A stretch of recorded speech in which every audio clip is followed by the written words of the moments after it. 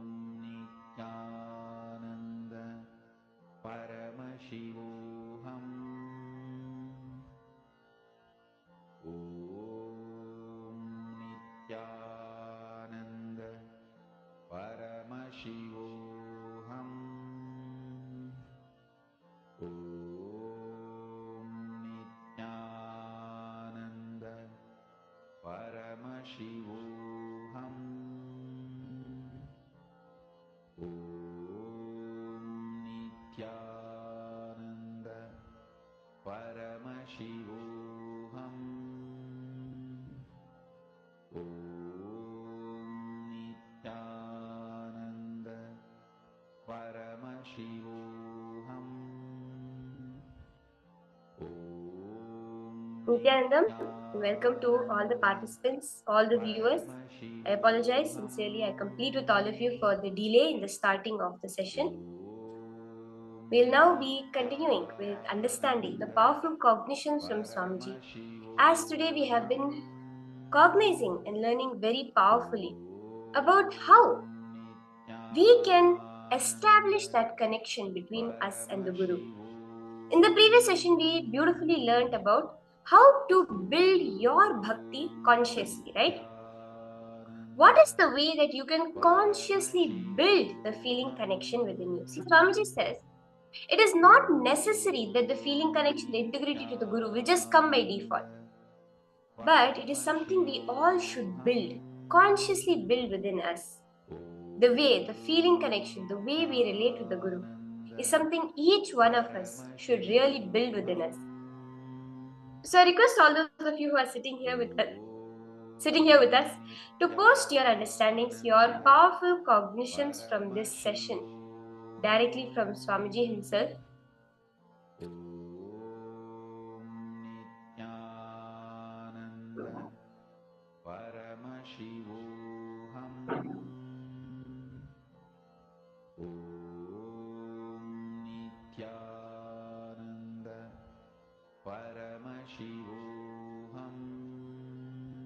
Ma Stephanie, Ma Jnana Pradaini, Ma Anupama Menon, Ma Lita Sege, Ma Prasanna Brahmini. I request all of you can go ahead and share. Ma Forum Limaye. What is it that you understood, cognized as you were listening to this beautiful session directly from Swamiji?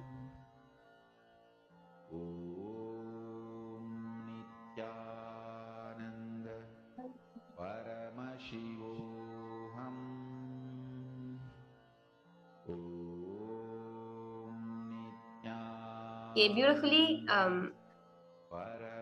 Basically, of course, the first quality to start loving is the ability to forgive yourself. I really needed to hear this. Okay, that's beautiful, Aya, what you've shared.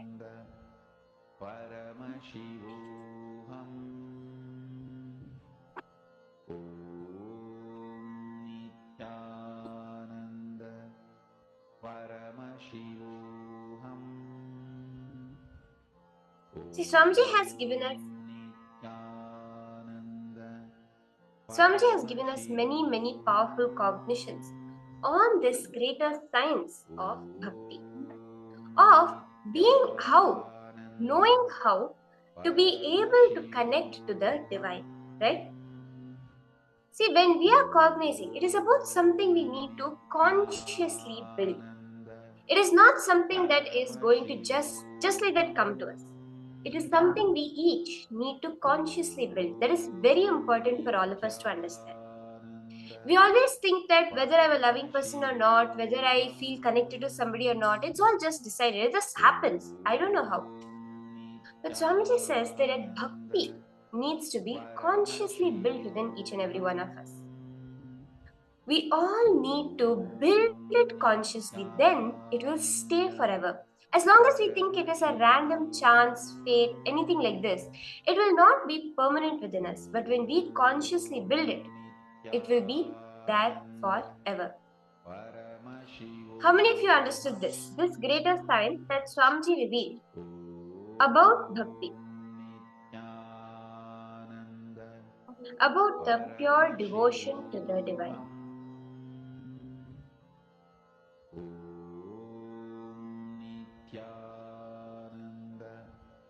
Paramashivoham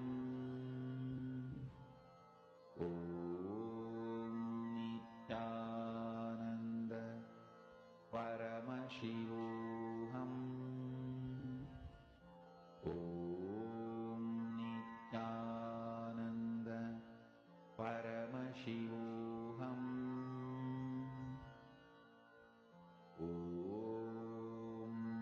Nityananda Paramashivoham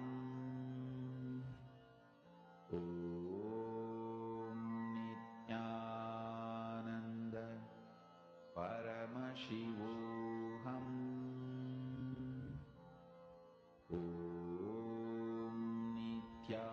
Nityananda Paramashivoham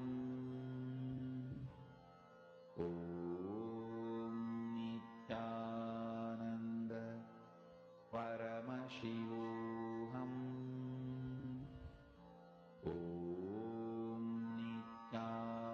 Nityananda Paramashivoham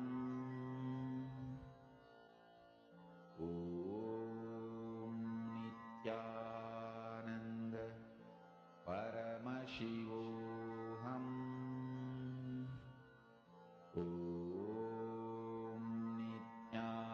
Nityananda Paramashivoham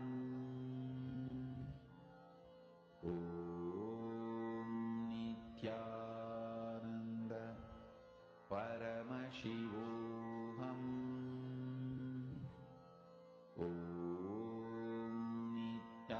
Nityananda Paramashivoham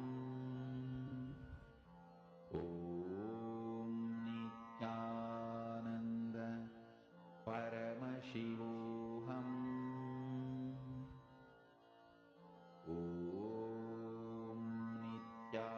Nityananda Paramashivoham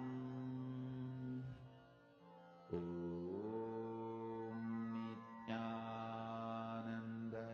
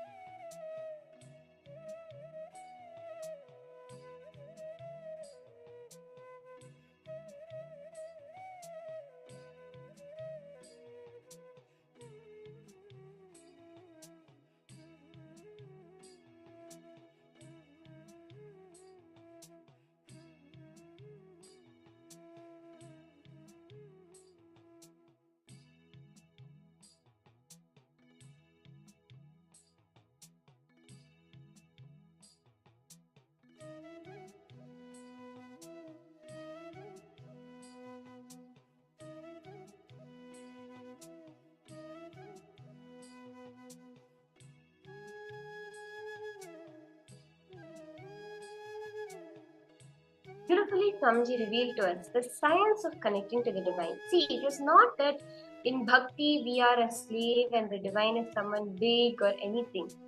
It is about understanding the oneness between you and the divine, and that is what is the real ultimate bhakti that Swamiji revealed, right? So I request all of you to go ahead and share, like, which aspect of bhakti that Swamiji revealed did you connect with the most? Did you cognize the most? Which did you feel as the most powerful aspect of this greater science of bhakti that Swamiji revealed?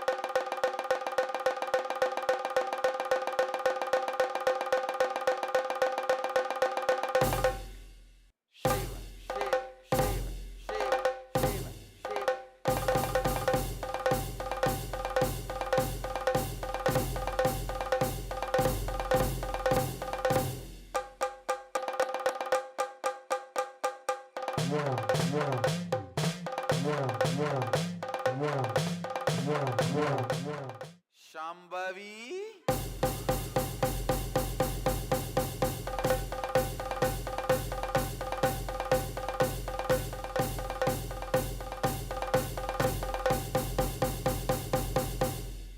Shambhavi.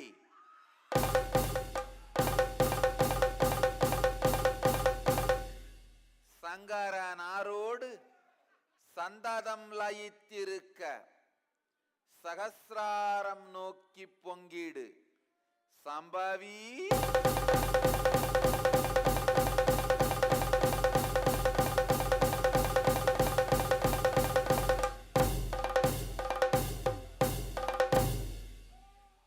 சங்கார நாரோடு சந்ததம் சல்லாபித்திருக்க சங்கரி புறப்படு குண்டாலினி மூண்டெழு.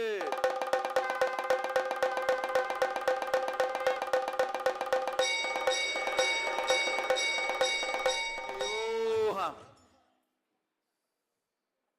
சங்கரி சம்பவி குண்டாலினி குதித்தழு.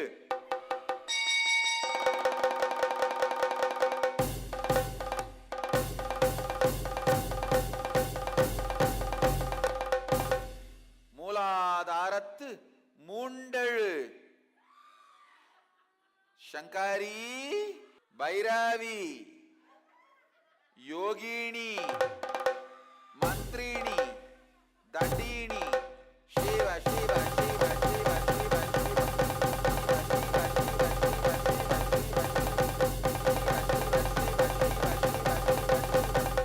சிவ குண்டலினி முண்டெழு வெகுண்டெழு. மூலாதாரத்து குண்டலினி மூண்டெழு யோகினி Bhairavi Sankari சிவோகம் சிவோகம் சிவோகம் சிவோகம் சிவோகம் சிவோகம்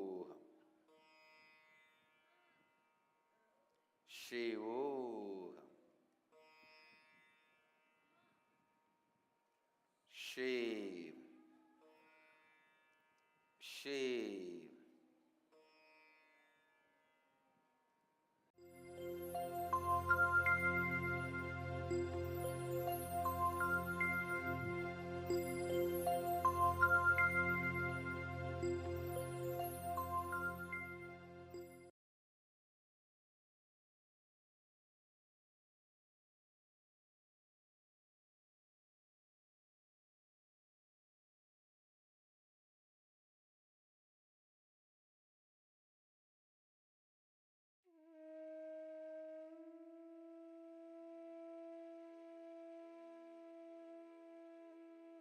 I apologize to all of you for the technical glitch.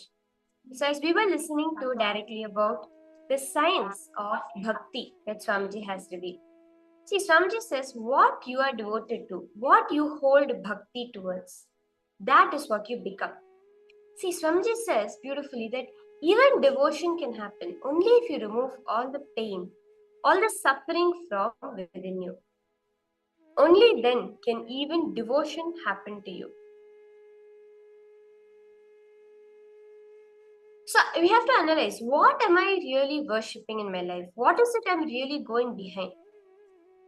It's very important for us to look in and see, what are you worshipping? What is the center you're going behind?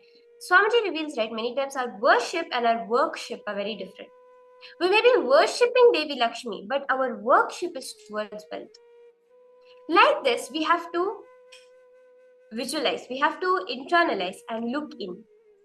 Swamiji says, never ever terrorize yourself. I will never let you perish. That is the real bhakti. I will never let you suffer if you just decide. No question of getting internally terrorized. Come what may, do not allow fears about the future. Swamiji says, stop pressing that panic button for yourself. Stop the violence of stress chemicals and stress hormones within you. You can. See, that is all. You just need unclutching, meditation. When you bring that Paramashanta within you, it manifests as Shakti, the ability for you to manifest what you want in life. So, to manifest this greater science of Bhakti, let's all take a few minutes and pen down. What is it? Pen down certain things. What is it that terrorizes you? Incidents that panic you, terrorize you, and create uncertainty. See, anything about yourself personally. Look in and pen these down.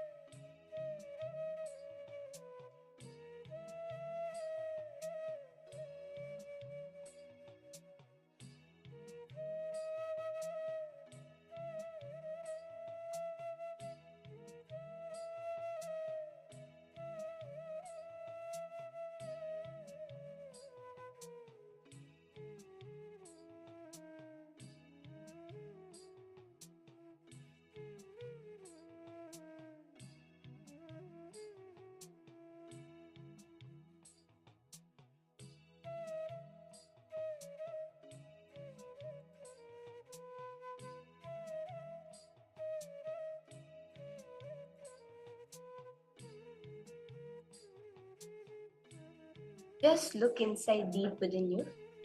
What are all the incidents, the happenings in your life that terrorize you, that panic you, that make you go incoherent with fear, that cause so much of uncertainty about the future within you? Write down all of these.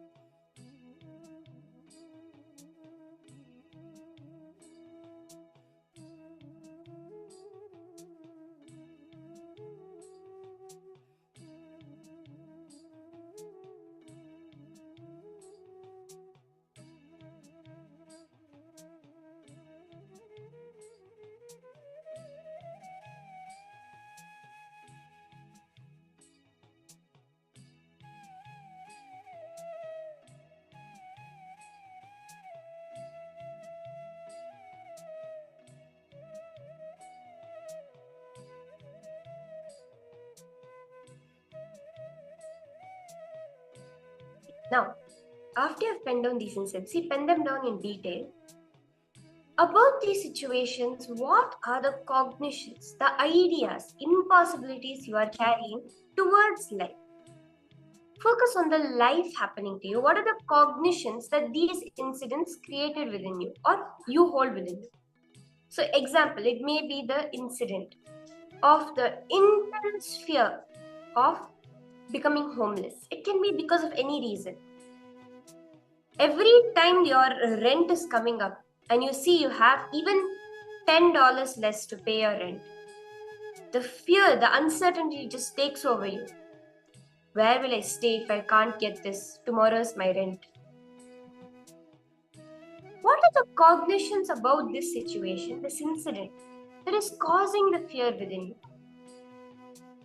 It can be a cognition of, if I'm roofless, if I don't have a roof above my head, if I don't have a house, I will not have security anymore in my life.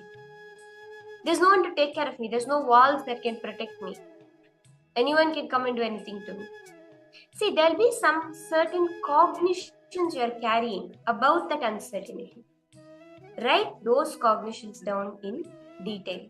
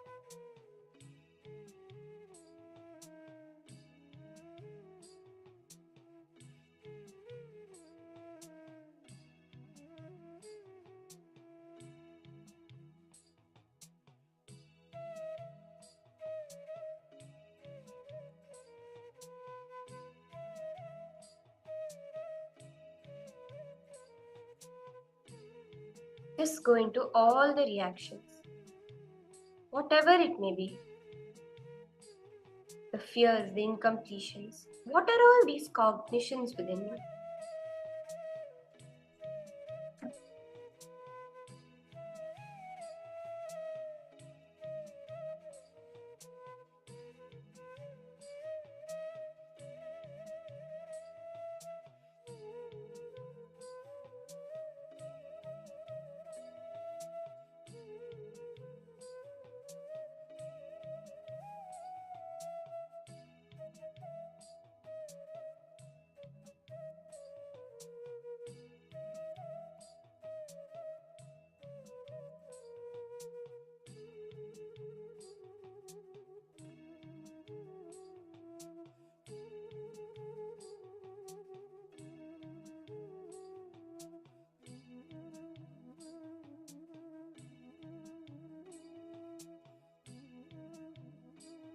Now, just decide to unclutch and press that gratitude button.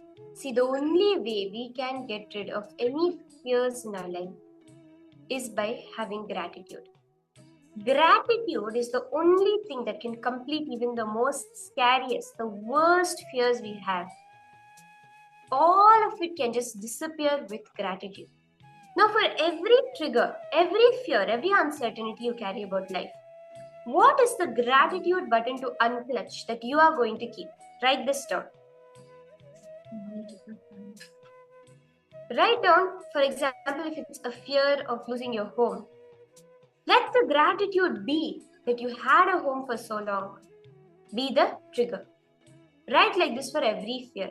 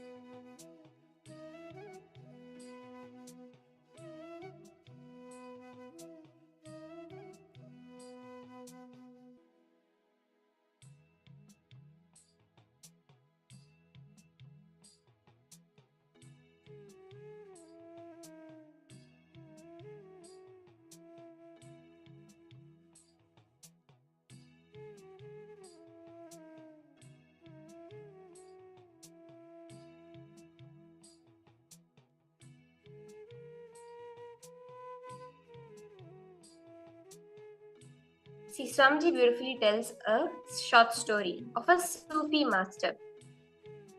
So what happened was, this Sufi master was traveling with his disciples, and at one day the city they were going into, they passed by, and they, as all the sannyasis, the disciples, all the enlightened masters, they were begging for the food. So as they were begging for the food, they found that in that city, no one was ready to give them any food. They were sent away. No, from every door. Anyone they knocked on, the door opened, and they were just sent no, and they were sent away. So this happened for one day. The next day they went to another village. In that village, again, the people wouldn't even open the door for them. No one would even open the door. The minute they saw them from the window, they would walk away. This happened for another day. On the third day, not just people ignored them, they were actually stoned and chased away from that place. So after 3 days of going hungry, again at night, the master kneeled to start the prayers, and the disciples were angry with him. They said, for 3 days we have not gotten food. Why are you still praying to God? Why are you still offering your gratitude to God? He has not given us food for the last 3 days. The Sufi master said, you're ready to stop offering your gratitude for 3 days of not receiving food, but what about the 30 years you did receive the food? What about the gratitude for that? See, any fear, any insecurity we carry about life, it can be about our daily living, it can be about something in the future, it can be about our children. All of that comes because we do not carry the gratitude. The minute we carry gratitude, not just the fear disappears, even the possibility of that happening in the future disappears from your life. Because that is the power of bhakti. Devotion is not devotion to beg something from God. Devotion is devotion to offer our gratitude for everything that He has given us. I hope all of you are understanding this. This is a very powerful cognition, very beautiful cognition that Swamiji has revealed for every one of us. So with that, we'll now be entering into the next session of the day. The next session, we're going to be understanding about simple integrity and simple obedience. One of the most powerful things we can carry when it comes to the way you relate with your Guru. Just the simple integrity and simple obedience. So let us now listen directly from Swamiji on these powerful cognitions on simple integrity and simple obedience.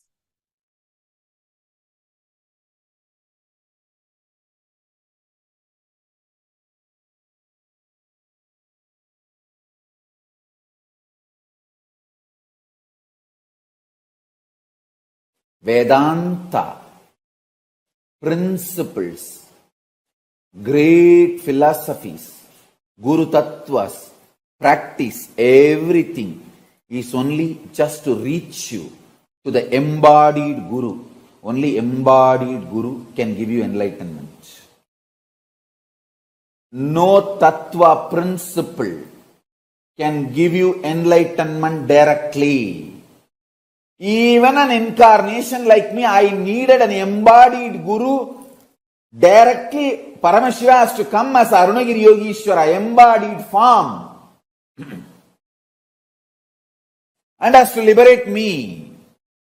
Understand? Arunagiri Yogishwara manifesting in my life as embodied form is a great statement given to the world. Embodied Guru is mandatory even for incarnations. Understand? All the teachings, essence, Guru Tattva is to inspire you, to reach you to the embodied Guru. Once you reach the embodied Guru, Guru Gita is the only book where he talks to her about him. He talks to her about him. Paramashiva talks to Parashakti about Guru. Understand? Guru Tattva, teachings, essence, imbibing all of it. All this is great to inspire you, to push you, to make you reach the embodied Guru. Once you reach the embodied Guru, once you recognize him, once you understand him, whole life is simple. Exactly, I'll tell you the essence of teachings I learnt from my Guru, Arunagiri Yogeshwara.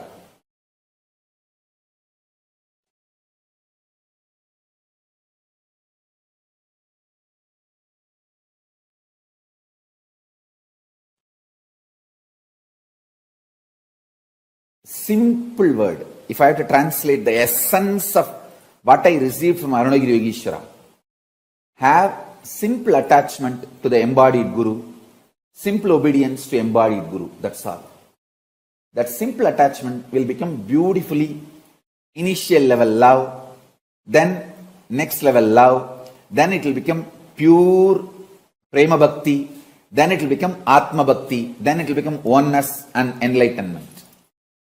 Simple obedience will start the dialogue, then the instructions, teachings will be given, then solutions will be given, then initiation will happen, then process will happen, then powers will be transmitted, then oneness will manifest, enlightenment is achieved.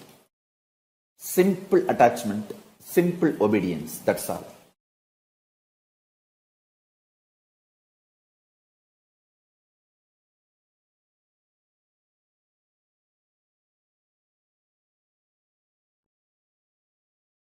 All teachings, Guru Tattva, essence to be imbibed, all this ultimate truth, everything is only to connect you to the embodied Guru. Once you have reached the embodied Guru, after that only one teaching, simple attachment, simple obedience, that's it. Then simply the transmission happens and you become enlightened.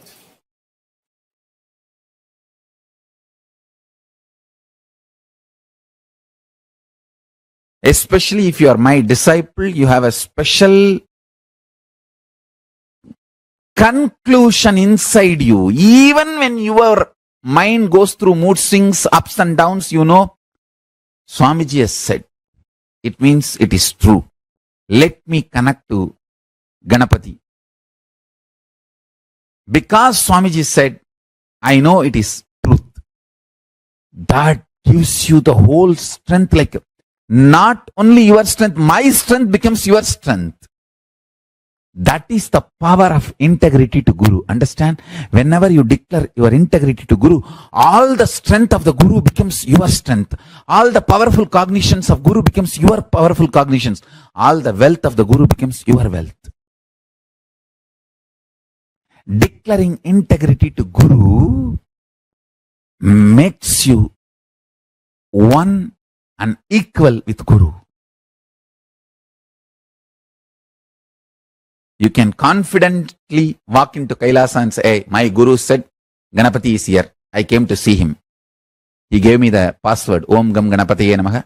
Please inform Ganapati that I have come to see him, want to have his darshan. My Guru told he exists. My Guru has seen. I tell you, really he exists. And he responds. Fools are those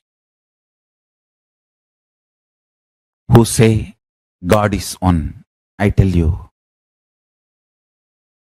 in reality, God is oneness, not one. The oneness is God. I tell you, when you experience the higher consciousness, decide to be integrated to higher consciousness. In my case, I decided I'll be integrated to my Guru, Arunagiri Yogeshwara. That's all. Just my integrity to my Guru, Arunagiri Yogeshwara. He makes sure I am protected. He strategizes properly. The right door will be opened and the right door will be closed. And if all doors are closed, he opens the roof and airlifts me. He does what needs to be done. He protects. All I know is simple attachment to my Guru and simple obedience.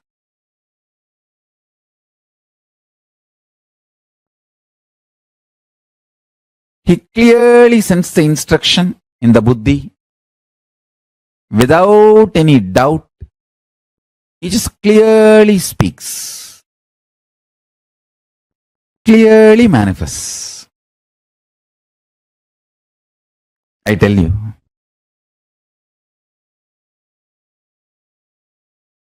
I entered into Kailasa just with this simple Guru pass, master card. My Guru Arunagiri Yogeshwara told me Paramashiva exists and he has given me this mantra. Please allow me to see Paramashiva. That's all. The doors of Kailasa opened and I saw Paramashiva was there. When I saw, I realized my Guru only is Paramashiva. There is no other surprise. Paramashiva came as Guru and gave me the initiation and password and MasterCard and showed me. That's it. He has to come as a Guru because he need to talk to me in the language I understand and he need to give me the confidence in the form I can connect with. So he assumed the form of my Guru, Arunagiri Yogeshwara, and initiation. That's it. One powerful cognition. Master is master card. Master is master key. Simple integrity to Guru's words. My Guru has said Ganesha exists. He is alive. He exists. Ganesha is there. Start dealing me with simple integrity. Simple integrity and simple straightforward tyaga. What you can give, that last thing, sacrifice that. Kannappa, whose eyes still I am having. Ilayangudi Maranar, whose food still I am eating. Understand, all these people gave the last push and gave what they can give. Sacrifice. Kannappa's first eye I am not having. Second eye I am having. His first eye is Tyaga. Second eye is ultimate Tyaga.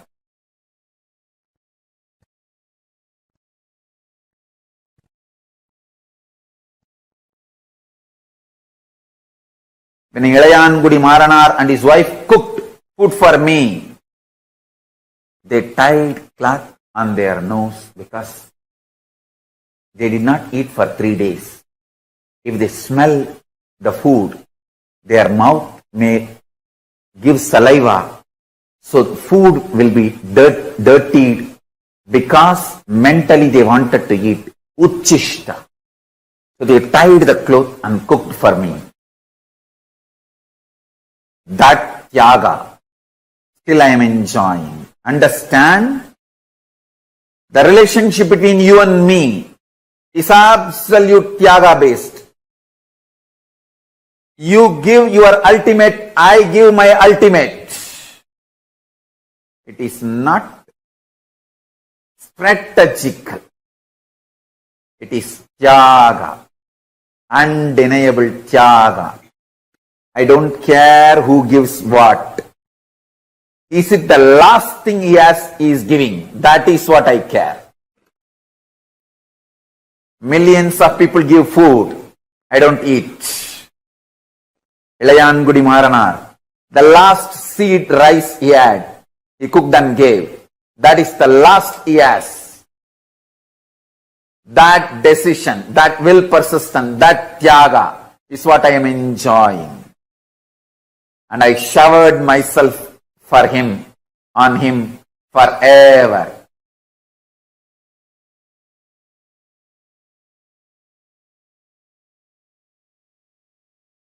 Tyaga is the bridge between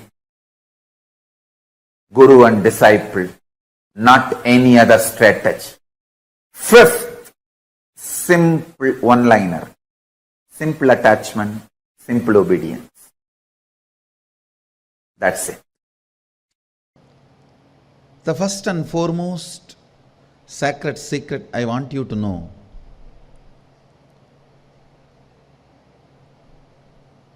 integrity is falling in love with your higher personality. Understand? You do have Sadashivatva in you. You are hardwired for it. It's not that your Sadashivatva is gift from somebody. No. Understand? Just like how when you fall asleep, you put an alarm and tell the alarm, hey, wake me up tomorrow morning. Same way, that's exactly the way I sent my gurus.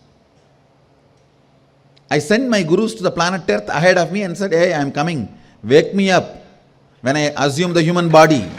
See, assuming the human body is almost like for you guys, how entering into deep sleep and dream state. It's exactly the same way for me to enter into the Jagrat state and assume the human body. My alarm clocks were my gurus. Hey, wake me up. Understand? They just reminded me to fall in love with my higher personality, Sadashiva. Arunagiri Yogeshwara is nothing but all my fantasy, how I wanted a guru to be enjoyed. It personified and became reality is Arunagiri Yogeshwara. How best way the guru should be enjoyed. That personification is Arunagiri Yogeshwara. He is nothing but helping me to fall in love with my higher personality. Who is Arunagiri Yogeshwara again? Understand?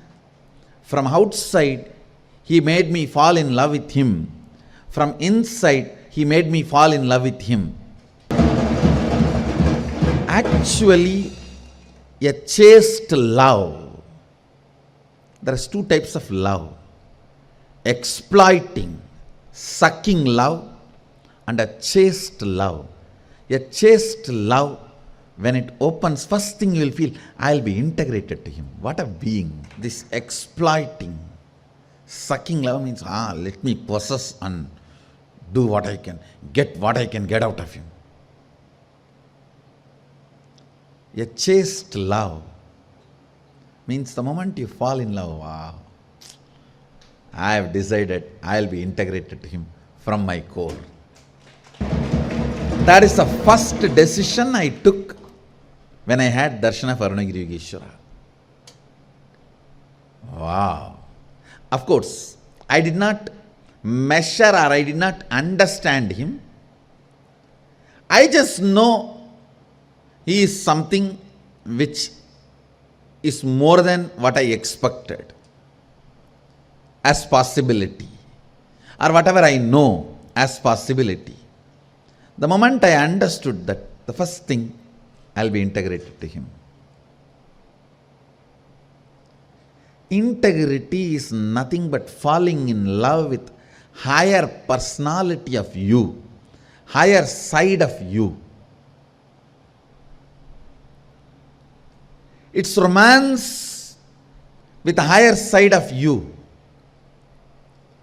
It's romance with a higher possibility of you.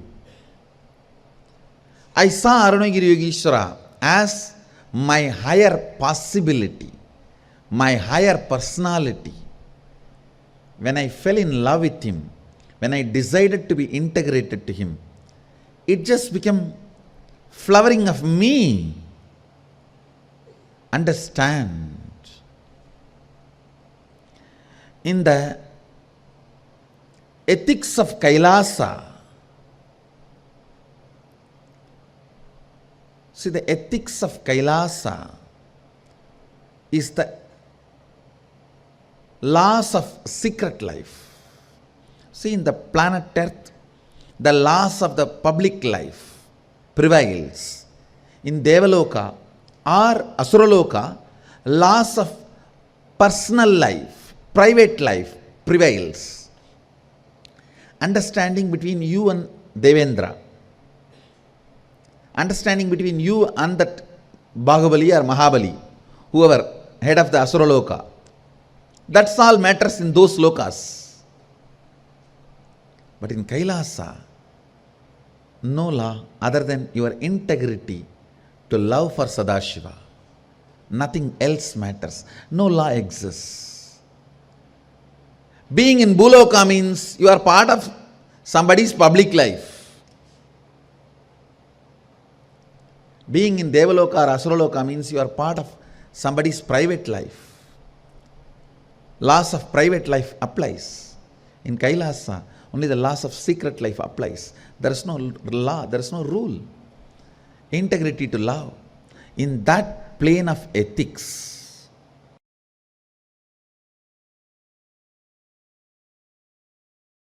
listen carefully. The vibrant presence of Paramashiva, called Parashakti. Understand? The vibrant presence of Paramashiva, called Parashakti,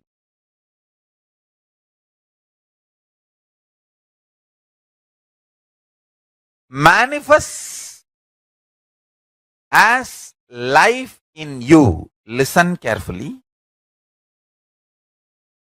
The vibrant presence of Parashakti manifests as life in you.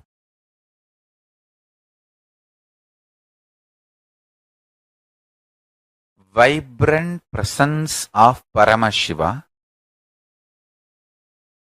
manifests in you as Parashakti,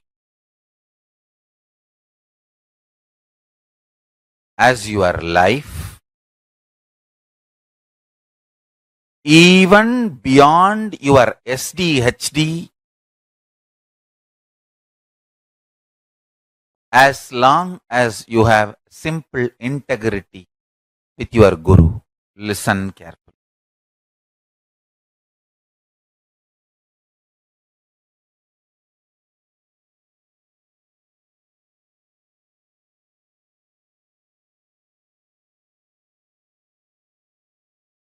This powerful cognition can manifest the life as you consciously visualize.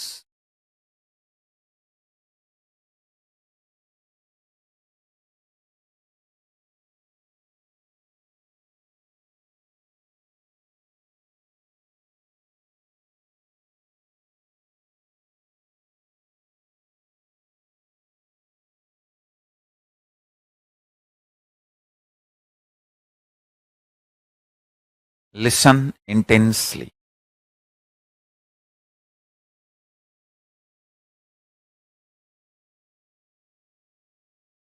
Paramashiva, his presence is Parashakti. Whatever you consciously visualize as Paramashiva can manifest as your life. Even if you have SDHD, self-doubt, self-hatred, self-denial, will it manifest or not? As long as you have simple integrity with Guru, his initiation, the power of his initiation will make you manifest your conscious life you aspire for you. This is one of the most important Rajavidya. Rajavidya Rajaguhyam Pavitram Idamuttamam. Royal knowledge and royal secret and most sacred among the sacred. Pavitram Idamuttamam.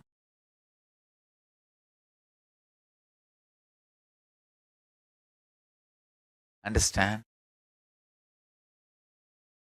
Simple integrity, simple feeling connection with a guru goes on awakening your Kundalini Shakti and transforms your very DNA and raises the Kundalini Shakti. More and more power.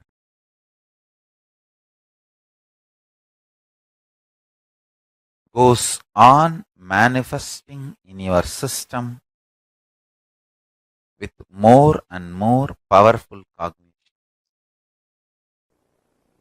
So listen. If you are my disciple, what I am doing now to you is Shaktipada.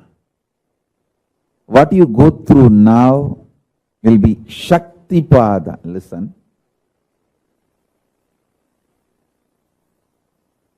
Every time when I surrendered to my Guru, I felt my surrender to my Guru empowered me, not him. He did not get empowered or he did not get any power over me. I got empowered. Actually, I got the power over him. And I got empowered. When I became his puppet, I became the most powerful Parameshwara. I did not lose anything. I only gained everything. I tell you. When I started realizing this, my surrender became intense. My surrender became intense.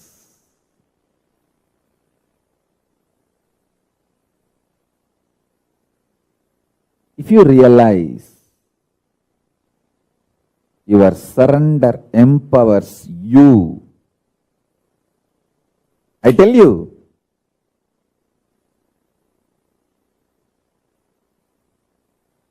if you realize your surrender empowers you, your surrender gets more and more intense.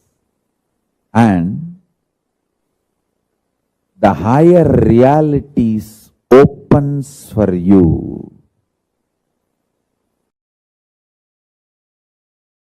Understand?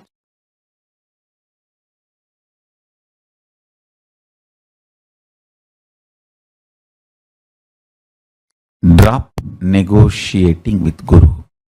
Negotiate with the whole world for Guru. Stop negotiating with Guru.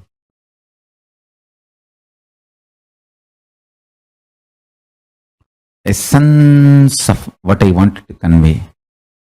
Simple attachment with Guru. Simple direct obedience to Guru. Over. That's all is the key secret of my success.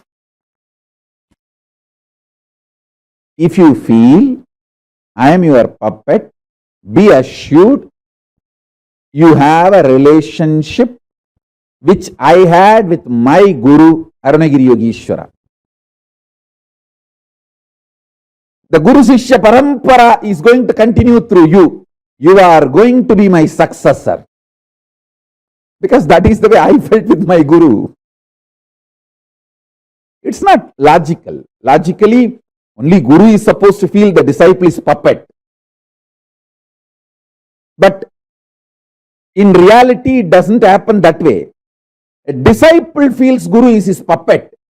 And suddenly, In that feeling, he loses himself into Guru without even disciples' knowledge. Disciple has become a puppet in the hands of Guru. That's the way exactly it happened in me. I am telling you the secret as it is because today is my Guru's day and I want to be integrated to him and integrated to you. It looks very illogical. It may even be very difficult for people to digest. But I am not talking to maintain a pseudo dignity. I am talking to maintain and keep my integrity to my Guru. And what happened between me and him, how it happened, I have to tell my disciples so that can start happening between you and me.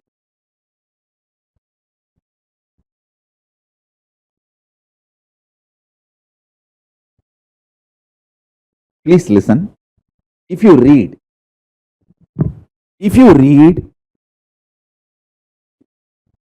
intimate reminiscences of Ramakrishna and Vivekananda, you will simply realize Ramakrishna was puppet in the hands of Vivekananda. And Vivekananda just lost himself. Without even knowing, he became puppet in the hands of Ramakrishna. Samartha Ramdas and Shivaji, Ramakrishna and Vivekananda, Aurobindo and Aurobindo mother, all this I can give as the ideal Guru-disciple relationship, where the disciple experienced Guru as the puppet in their hand, but without even their knowledge, they became puppet in the hands of Guru. So that the border, commanded, commander, commanded, these three has disappeared, dissolved. The commander, commanded, all this just disappeared.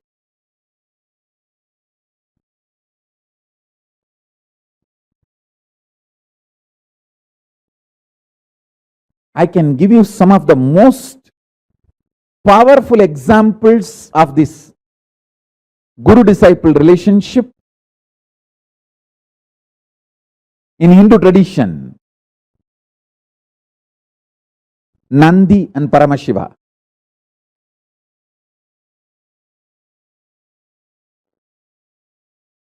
Devi Meenakshi had a disciple called Sumati. Sumati and Devi Meenakshi.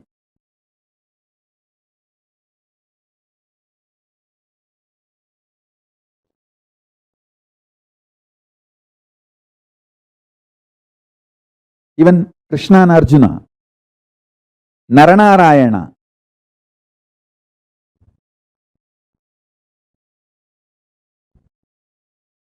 In the modern day, Bhagavan Swaminarayan and his disciple Akshar Purushottam Maharaj. And Aurobindo mother.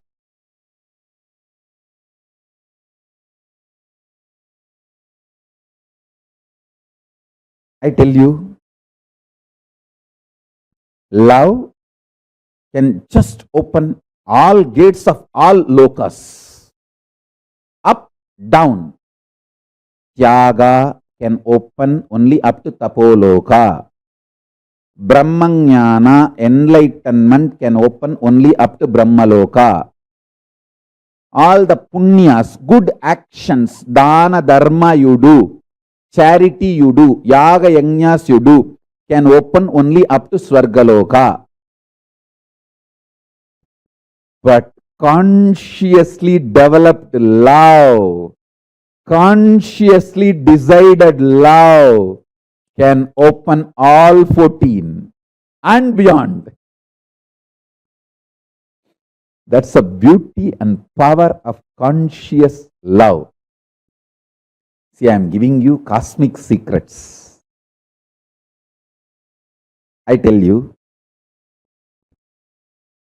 inside your heart, deeply, secretly, if you are cherishing, I am your puppet, be assured you are my disciple, and through you, the Guru Sishya Parampara is going to continue. You are going to be the living stream of me.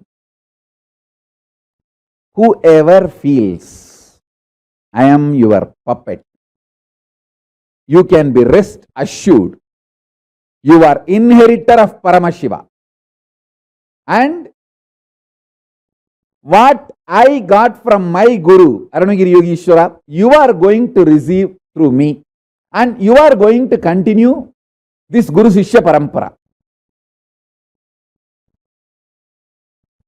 Not just getting enlightenment, not just getting powers. You are just going to be inheritor of everything, of me. What I got from my Guru, Arunagiri Yogeshwara, everything. Because I felt Arunagiri Yogeshwara is my puppy love and puppet love.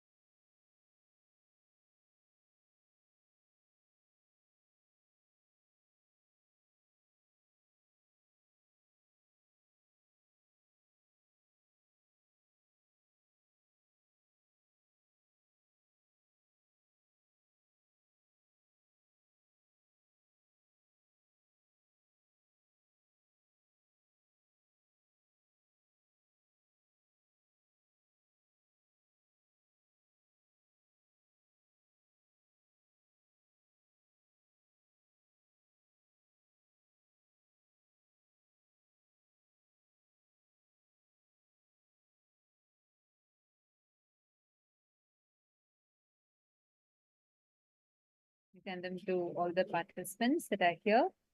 So beautifully, we all just listened to a very powerful revelation from Swamiji on simple integrity, simple attachment, simple obedience with Guru. Simple integrity. This simple integrity is even more simpler than what we know as integrity. But where your whole simple, your integrity, your attachment, everything is just on Swamiji. Simple integrity, simple attachment, and simple obedience, that's all. And just through that, you can cross over even the most difficult situations in your life. A very, very, very powerful technique that Swamiji has given to all of us, and that's exactly what all of us are now going to be learning about. I request all the participants to first take a few minutes and share here, post here, what did you understand from what Swamiji revealed in this session?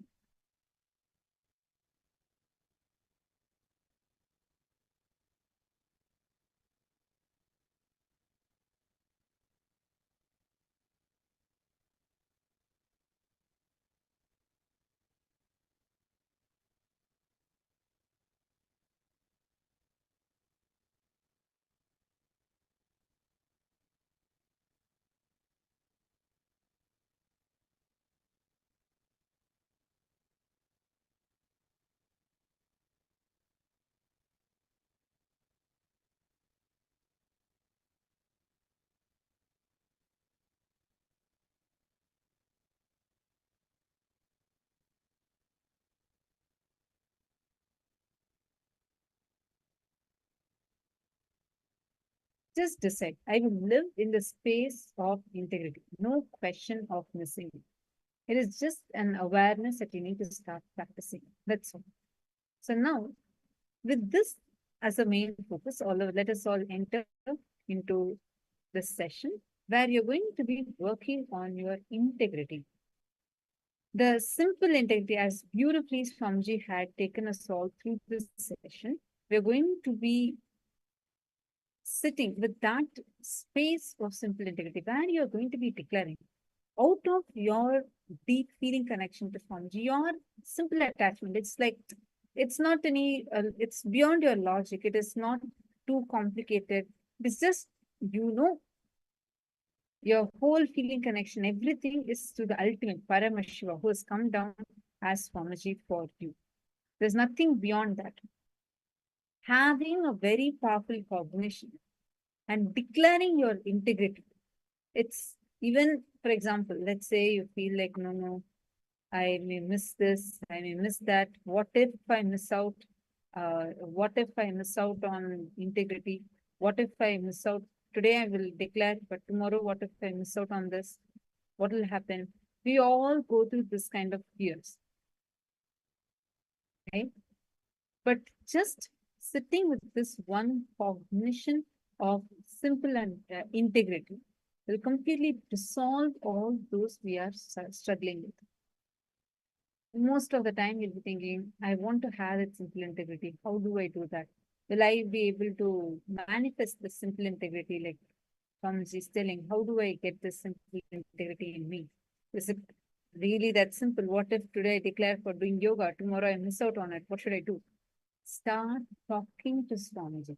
Just declare integrity, not just that, okay, see, one is first complete with all the words that you have given and like all the words you're given to yourself and not fulfill them.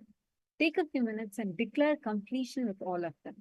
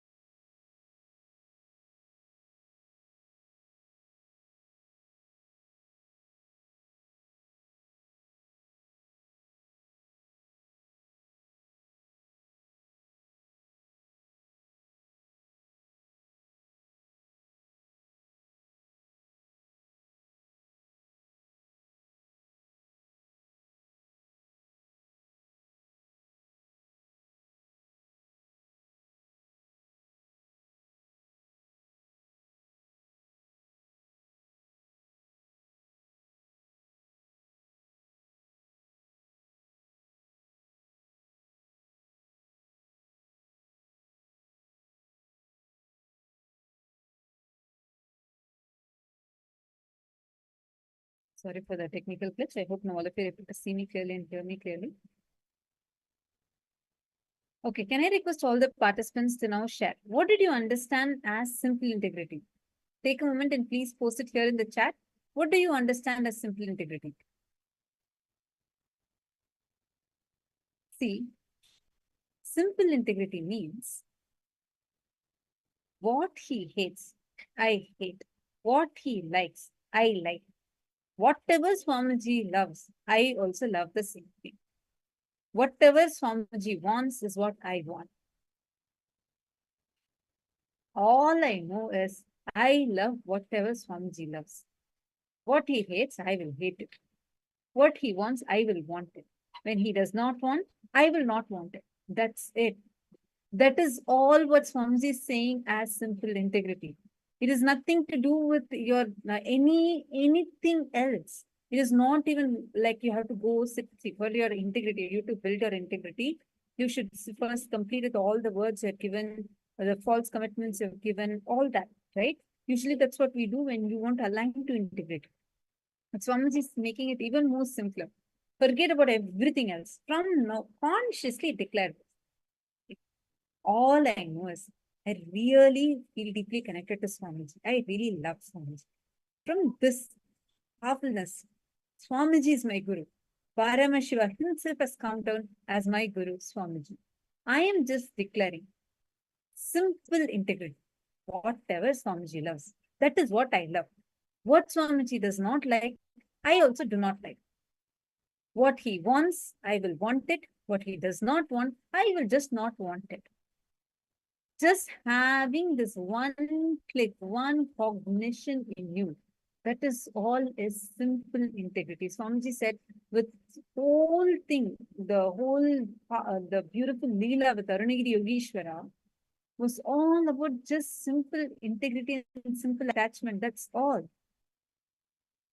Just sit with simple integrity to Swamiji right now. You will actually see how much it can give a breakthrough to you. That simple integrity and simple attachment to Swamiji. Can I request all of you to now type and post? What did you understand as simple integrity, simple attachment to Guru? What did you understand by that?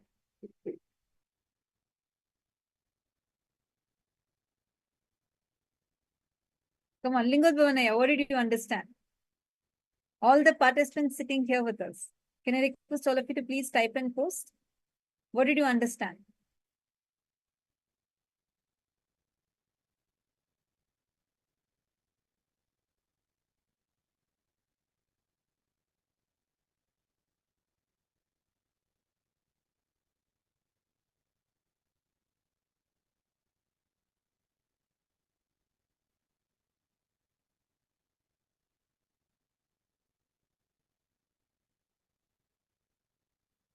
Take a few minutes. Please post it here in the Zoom chat. Each participant that is sitting here with the same way, all the participants that are on YouTube. I request all of you also to please post. What do you understand as simple integrity? What is simple integrity and simple attachment to Swamiji? What did you understand by that?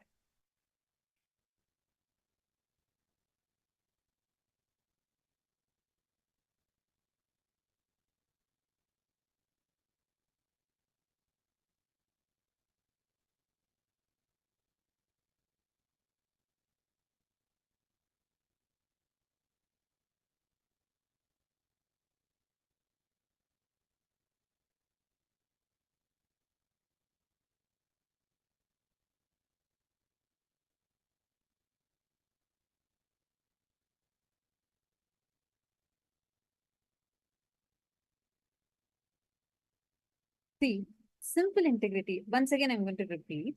Simple integrity. Yes, Lingodvanaya, that is right. Simple integrity is what Guru likes, I also like. What Guru dislikes, I also dislike. It's so simple. And simple obedience. No negotiation with Swamiji. If Swamiji says, I'll just do it because Swamiji said. Why do yoga? Why do haritiki? Why eat haritiki? Why do anything? Just because Swamiji said, I am going to do it. Actually, each time, even if you feel like, oh God, so far I have missed it, I have not done it, realign yourself. Simple integrity, that's all. Swamiji likes this. So let me do it. Now let's say you missed it. You can actually go and tell Swamiji, Swamiji, look, I really want to be highly integrated to you. Now I freshly declare. I would have not done it till now. But now, because I am declaring to be in simple integrity, simple attachment, simple obedience, I am just going to do it. Do not even think logically. Like, don't even try to use your logic. Try to reason out. See, reasoning out and all you can do later, but your fundamental basis should be simple integrity and simple obedience. There is nothing else. Simple integrity, simple attachment to Swamiji. That's all.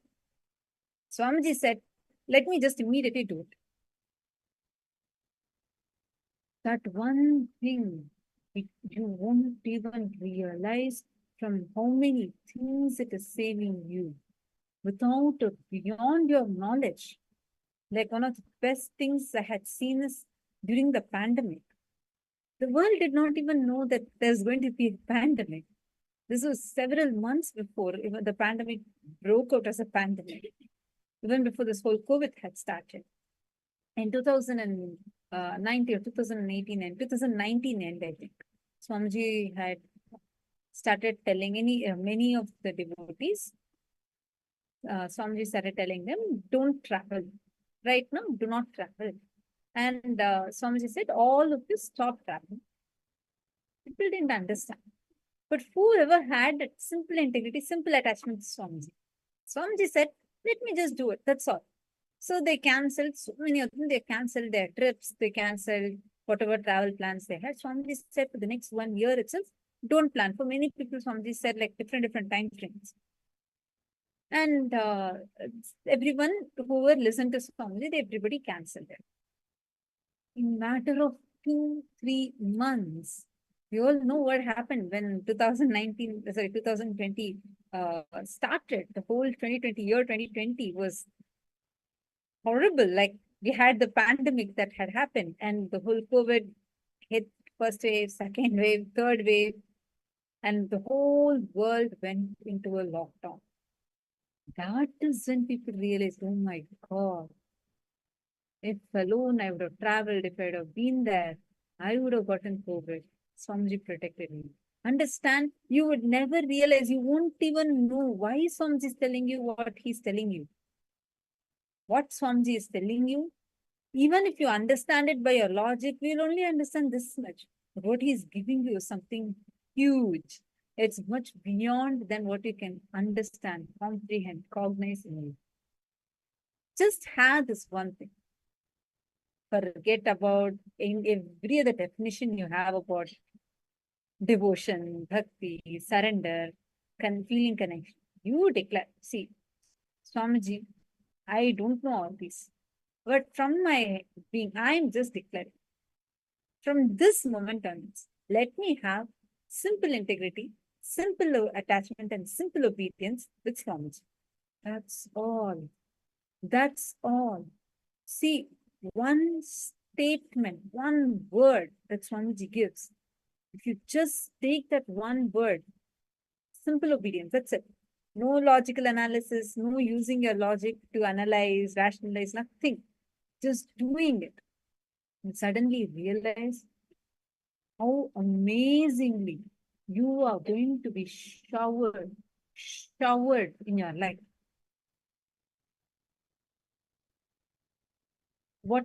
Whoever is having this simple integrity, simple attachment to Swamiji, whatever obstacles that you may go through in your life, in every level, Swamiji just remove all of them. So now, we are not going to do any other exercise. We are going to do a very simple exercise. Take a few minutes and make this as your conscious declaration. What Swamiji loves, from this moment onwards, I will love the same thing. What he hates, I will hate it. What Swamiji wants, that's all I will want. What he does not want, I will not want it. Make this as your conscious declaration and start looking into your inner space. What all are these components that I'm having inside me, which are not what Swamiji likes? Then shift it. Declare, re-declare inside of you. Okay, this is what Swamiji wants. So this is how I'm going to be. Can I request all of you to do this? Very powerful. This will make you so powerful, even beyond how your understanding is. See, we may understand it even logically if you try to cognize. Maximum, you can only cognize up to one level. Understand simple obedience is not losing what you have, but gaining everything that master has. Simple obedience is not losing what you have, but gaining everything that the master has. Sit now and make this as a conscious declaration in you.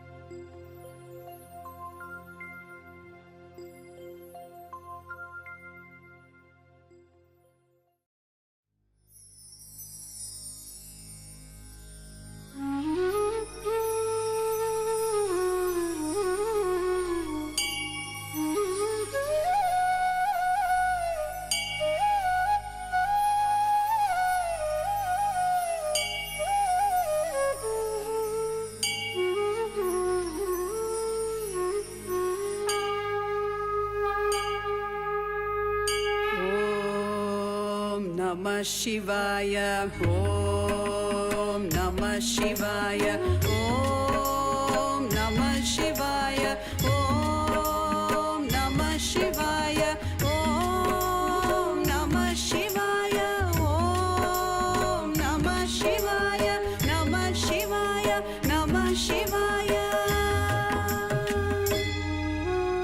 Gangadhara Lingeshwara Shambho Mahadeva, Gangadhara Lingeshwara Shambho Mahadeva, Gangadhara Lingeshwara Shambho Mahadeva, Gangadhara Lingeshwara Shambho Mahadeva, Jatadhara Jambulingeshwara Om Namah Shivaya, Jatadhara Jambulingeshwara Om Namah Shivaya.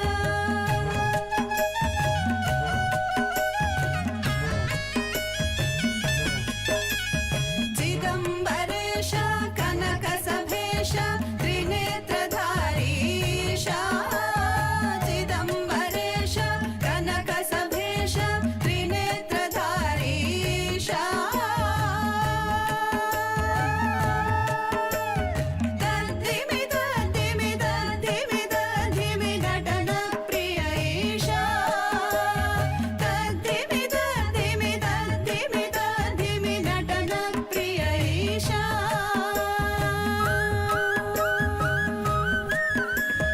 Om Namah Shivaya, Om Namah Shivaya, Om Namah Shivaya, Om Namah Shivaya, Namah Shivaya, Namah Shivaya. Shiva Shiva Shambho, Hara Hara Shambho, Shiva Shiva Shambho, Hara Hara Shambho, Shiva Shiva Shambho, Hara Hara Shambho, Shiva Shiva Shambho, Hara Hara Shambho, Shiva Shiva Shambho, Hara Hara Shambho, Shiva Shiva Shambho, Hara Hara Shambho. Gangadhara Lingeshwara Shambho Mahadeva,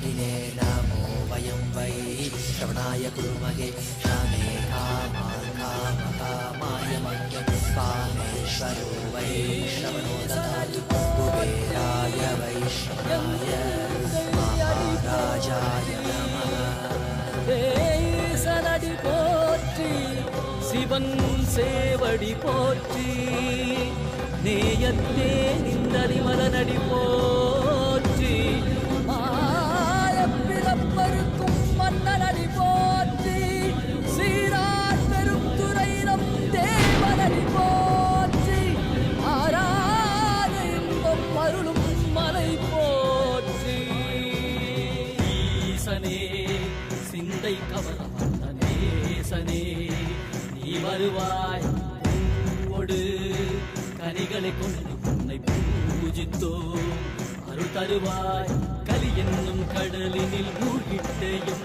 இனி கரம் தந்து காத்திட்டு கருணை பொய்கையில் அலர்ந்திட்ட அளவற்றம் போல உன் திருவடியில் வாழ்ந்திட நித்தனின் பாராய் அருணாச்சலனே நீ வாராய் அகண்ட ஜோதியனே வாராய் அல்லல் நீக்கிடவே வாராய் அகிலம் போற்றுகின்ற ஈசனே சிந்தை கவர்ந்த நேசனே நீ வருவாய் பூவோடு கனிகளை கொண்டு உன்னை பூஜித்தோ அருள் தருவாய்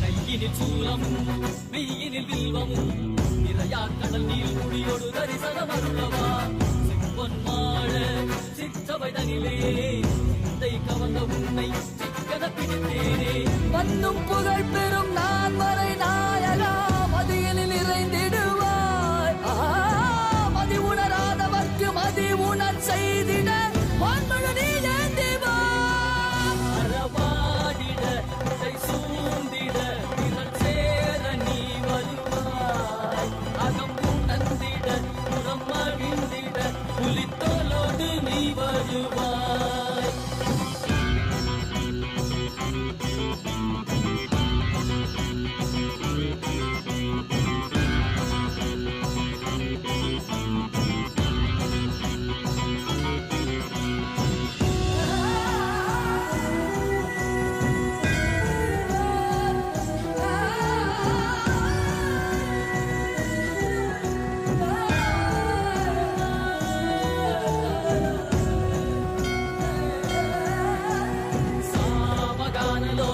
विमुक्ति कारणे नादिकेश दिव्य ब्रह्मरूपने मीनाक्षि शक्ति सहित सुन्दरेशने अण्णामलै उदित नित्यनन्दने चित्त अचित्तெல்லாம் முன்னாலே இயக்கும் முன்னாலே உந்தன் கண்ணாலே சிகையில் அணிந்திட்ட மதியாலே மதியின் மொழியாலே தெளிந்திடும் வழியாலே ஜீவன் முக்தி பெற விழைந்தோமே திருப்படியை தொழுதோமே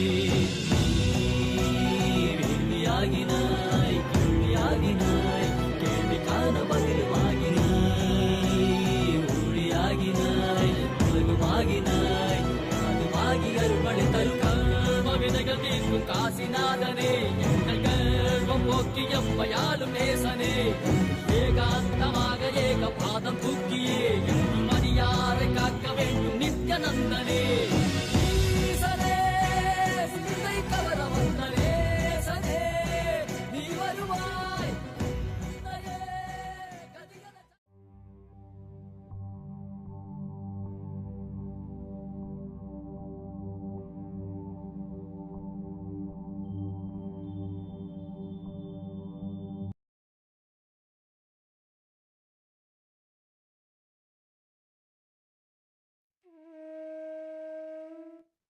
hope all of you have written down. From this powerful space,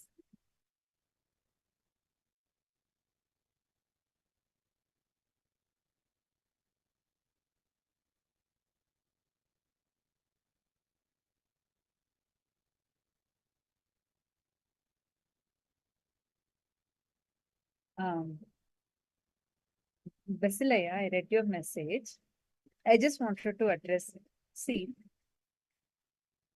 whenever you come to Guru, there used to be a board in the program hall. There used to be a board where, like, we had a meditation hall. Right outside it, there will be shoe rack, like slippers rack, so everyone can leave their shoes outside. So there'll be a board saying, leave your slippers and your mind here.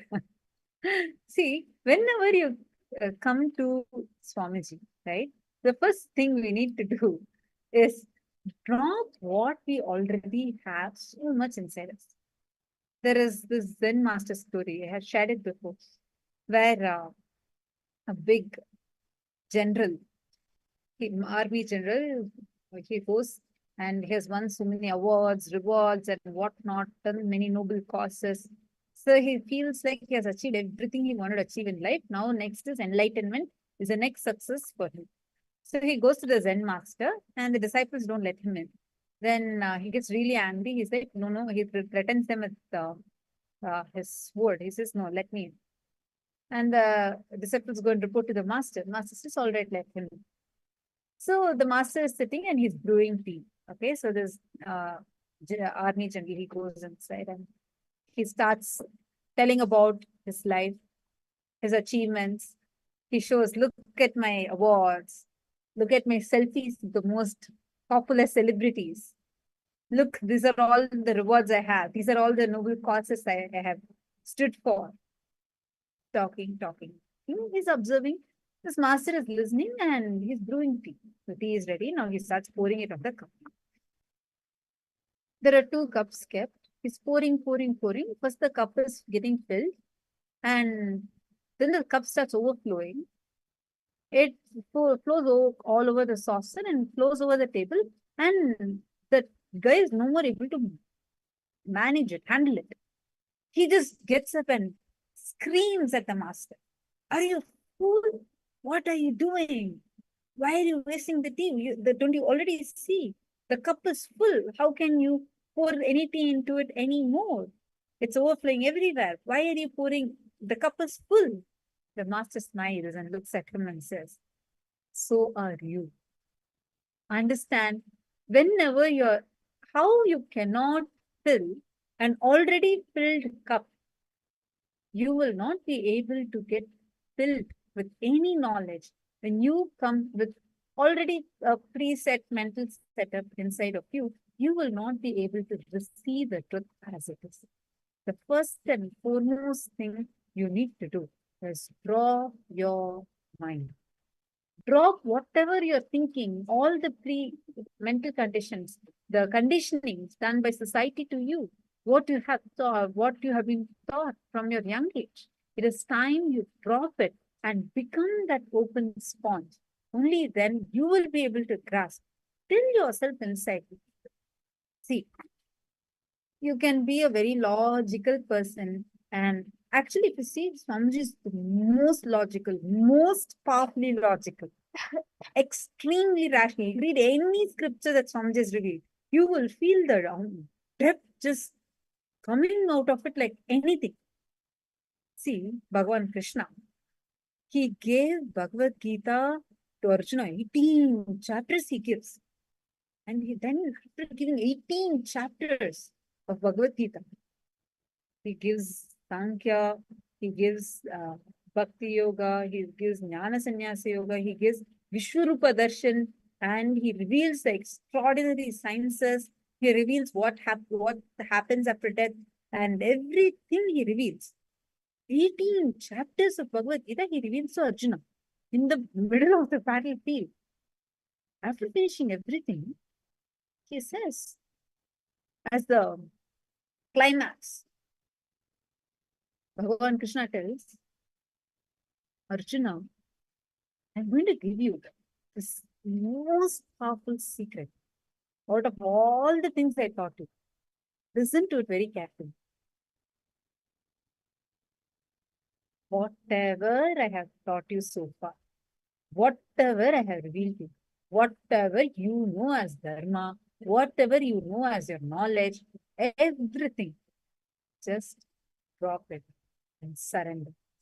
Because it is only that surrender that can directly bring you to me.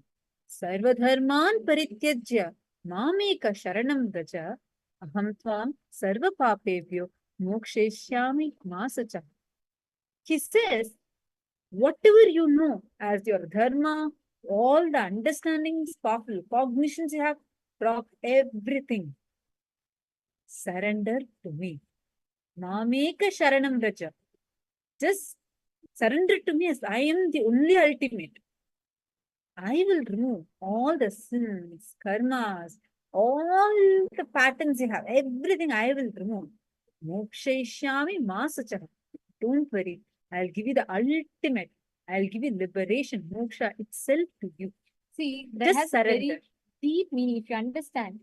Always when you surrender to the Guru, your mind will bring, there will be tarka, vitarka, kutarka, everything will be there. Swamiji briefly explains how you can never, like this is for everyone, you can never enforce your feeling connection with Swamiji. It will never happen like that. It is something that automatically blossoms from the inner space. The problem is, even if you think you're too devoted, too connected to Swamiji, that is also wrong. Even if you think you're not at all connected to Swamiji, that is also wrong. Because our mind is too small to be able to gauge the feeling connection that we have. You can never know, you can only experience it. Understand, out of all the 8 billion people, in spite of so many attacks and persecutions on Swamiji, despite of all the things, if you are sitting here with Swamiji and if he is here blessing you, that means you are chosen. See, and just let that first thing is, you should never build, like Swamiji will say, once a person asked Swamiji that, Swamiji, how do I always remember you? How do I know you're my guru? Like, how am I supposed to be sure? How do I always make sure? I'm not able to remember you fully. Like, how do I make sure that I always know you're my guru? Swamiji said, you don't need to try to remember me and all to test whether I'm your guru or not. Try to forget me. Are you able to forget me? If you're able to forget me, then don't come back to me. But if you're not able to forget me, then that means that's all. That connection is established. You just enjoy. The problem is, we all already have a certain expectation. Oh, if you have feeling connection, this is how it should be. If you have Guru Bhakti, this is the way it should be. This is the way everything should be like. If it is not like that, that means it's not. That problem is that frame that you set. And whenever you don't fit yourself into that frame, you start judging yourself. See, understand. Like how Bhagavan Krishna has told in Bhagavad Gita. See, after giving him so much, after revealing to Arjuna, 18 chapters, we all, after so many years, even now we all are reading Bhagavad Gita and functioning based on that. But Bhagavan himself tells in the last 18th chapter, he says, hey, forget all that I have taught you even. Forget everything you know. Just surrender to me. That's all. Why does Bhagavan say that? Because that is the ultimate way, the best, sweetest, easiest, and the ultimate way for you to achieve liberation, for you to experience the ultimate. There's nothing else. You just need to consciously decide. Let me surrender. This moment, let me declare. Let me not entertain, engage your doubts, your perceptions, your cognitions, everything is very, very weak compared to Swamiji. Where you are giving the power, that is what matters the most. Are you understanding, Ayya? It is not about what is more powerful. It is about where you are giving life to. You consciously just look into your core. The first person in you. The moment you start focusing on the first person, do you yourself realize automatically it is getting connected to Swamiji? Because without that connection, you won't be here today. When you are sitting with that, just with your first person, seek. Try to seek. Whose voice are you hearing inside of you? Maybe Swamiji's voice. There will be Swamiji who will be sitting inside you and guiding you. Inside of you, just you focus on, seek on who is the source of your first person. Who are you? Who am I? What am I? Why am I? Where am I? Just these few questions. Ask the first person of you, who you are, where in your core you feel, I exist. I am alive. That that feeling of that I, where it is starting from, bring your entire focus to focus on that first person. From focusing on that first person, when you're seeking, who is this feeling? Who am I? Who's the one who's seeing through this eyes? What am I experiencing? Who am I? What is my source? Go deeper and deeper and deeper into the layers and layers of you. Even before you realize, a deep feeling connection blossom in you, because this is not logical. This is not even emotional. It is beyond the dimensions of length, breadth, depth, time. It is in your space, because you are the source of you, the very source of your first person is in deep oneness with Swamiji. You'll actually realize it is Swamiji who's sitting inside of you as your very source. So do not worry. Wherever you want, wherever you feel, there's a logical thing that is coming up. Take that logic to its complete end. And if you want to ask some questions, feel free to ask. But take your logic to the complete end of it. Actually, if you just spend a few minutes, you yourself will feel that logic, it is actually not even fully verbalized. It is just stuck. The moment you verbalize it, you yourself will feel it's redundant. So you first thing decide to come as an empty sponge. Don't come as an already filled teacup. Come as an empty sponge, ready to just grasp, ready to just receive. Just come with that. Is it helping you here? Are you understanding? If you still have a question, feel free to post it. I do see a thumbs up. But even if you still feel there is a question, feel free to post. See, all of you understand this one powerful cognition, simple integrity, simple attachment to Swamiji. Literally, you can manifest anything you want in your life. You'll be able to move mountains. Understand, it's not a joke. I've seen so many people, how just like that, their worst Rahu Kala, that Shade Shat, like the whole Shani's influence, everything will just get dropped just because of their connection with Swamiji. Just sit. If you feel, I want it, I do not have it. Okay.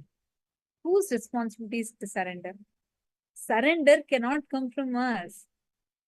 Surrender, understand the secret. Surrender can never come from you. Your connection with Swamiji, your feeling connection, your devotion, your love for Swamiji. You think it is your own love? No, it is his love that is coming inside of you, fulfilling you and flowing back as love for Swamiji. Swamiji always says, see, feeling connection can only be nurtured, fostered, and it should be built. And it's a conscious thing. You keep cherishing, that's why Swamiji's given so many different things like simple integrity, Leela Dhyanam, simple obedience. Just you keep doing that. And you will see how that will beautifully blossom into a deep experience inside of you. Now, all of us can sit with this space. When you manifest powers in this space, you will literally see how that will be like such a deep experience inside of you. Actually, I'm going to request all of you to do this. Vesalaya, if you have a deity, since you're sitting in temple, if you can go and sit next to Swamiji's deity, just sit next to the deity, deeply connect to the deity. Okay, you do not need to manifest powers as your capability. Just each of you, if you have Atmamurti, if you have Swamiji's picture, Atmalinga, or if you have Swamiji's deity, sit in front of Swamiji's deity. Experience that deep connection. Just connect to Swamiji and ask Swamiji to manifest some form of a prasadam for you. Just sit in front of Swamiji's deity. If you do not have, just sit in front of Swamiji's photo. Somewhere, connect to Swamiji and you don't need to do anything, nothing. Just sit in front of Swamiji, connect to Swamiji, and Swamiji will shower you. Just request Swamiji to materialize. Just say, Swamiji, give me whatever you want as prasadam today. And whatever Swamiji gives you, accept that. Sit and manifest. You may see like Swamiji has blessed people with chocolates, Swamiji has given honey. He will just materialize something or the other for you. But just go sit. You do not need to, don't go with an expectation. Just sit. Focus on establishing yourself in the deep feeling connection. That's okay, yeah. Basile, you can go to the temple and sit. I'll be playing the slide only now. So you can sit away there for a few minutes. Just connect to Swamiji. If you want, you can hold the deities. In Kailasa temples, you can even touch the deities. So just hold the deity, hold Swamiji and sit. And just focus on your deep feeling connection. All of you can start. Just sit with that simple integrity, simple obedience.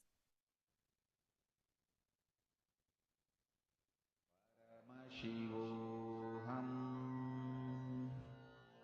Om Nityananda Paramashivoham Om Nityananda Paramashivoham Om Nityananda Paramashivoham Om Nityananda Paramashivoham Om Nityananda Paramashivoham Om Nityananda Paramashivoham Om Nityananda Paramashivoham Om Nityananda Paramashivoham Om Nityananda Paramashivoham Om Nityananda Paramashivoham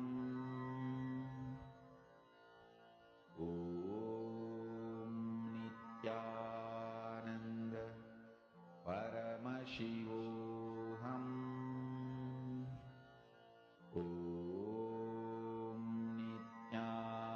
Nityananda Paramashivoham